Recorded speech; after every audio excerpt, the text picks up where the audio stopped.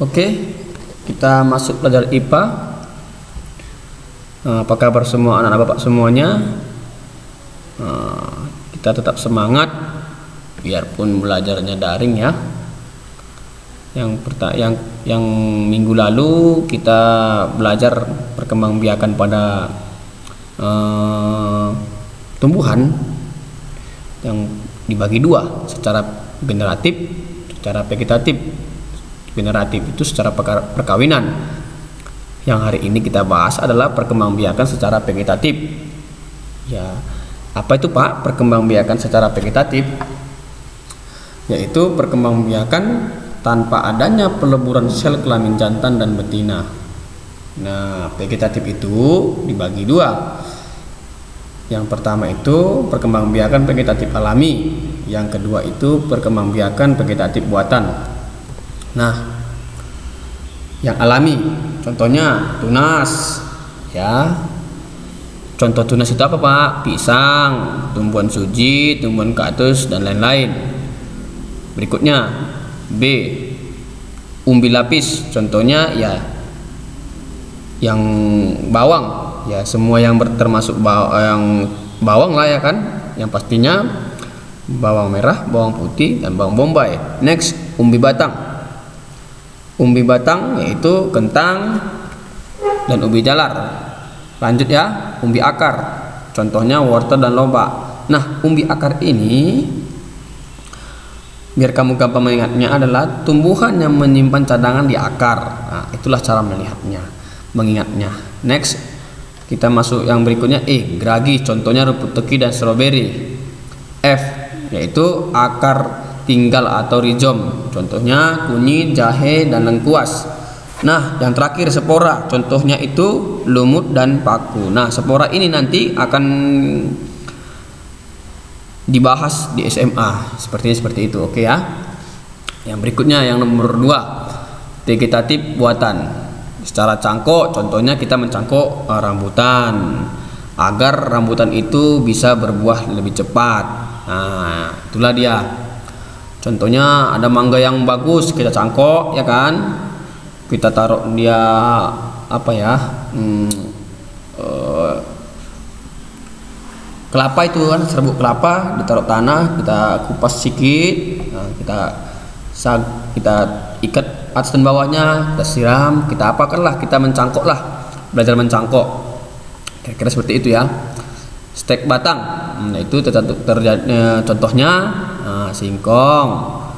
Kita tanam singkong kan, kita potong batangnya, tancapkan ke tanah. Nah, begitulah dia. Stek daun, begonia dan cocor bebek. Next, yang 4 merunduk, yaitu anggur, asoka. Next, nomor 5, secara tempel atau okulasi. Nah, ini menyambung jeruk. Nah, jeruk yang lama itu kita tebang, kita sambung dengan tunas jeruk yang baru, yang tunas jeruk yang baru ini yang dianya yang super, yang manis.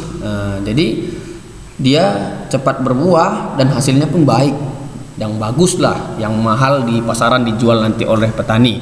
Nah, Pak, apa keuntungan dari perkembangbiakan tumbuhan secara vegetatif yang buatan Pak? Yaitu menghasilkan tumbuhan anakan yang persis dengan tumbuhan induknya. Nah, lanjut ya.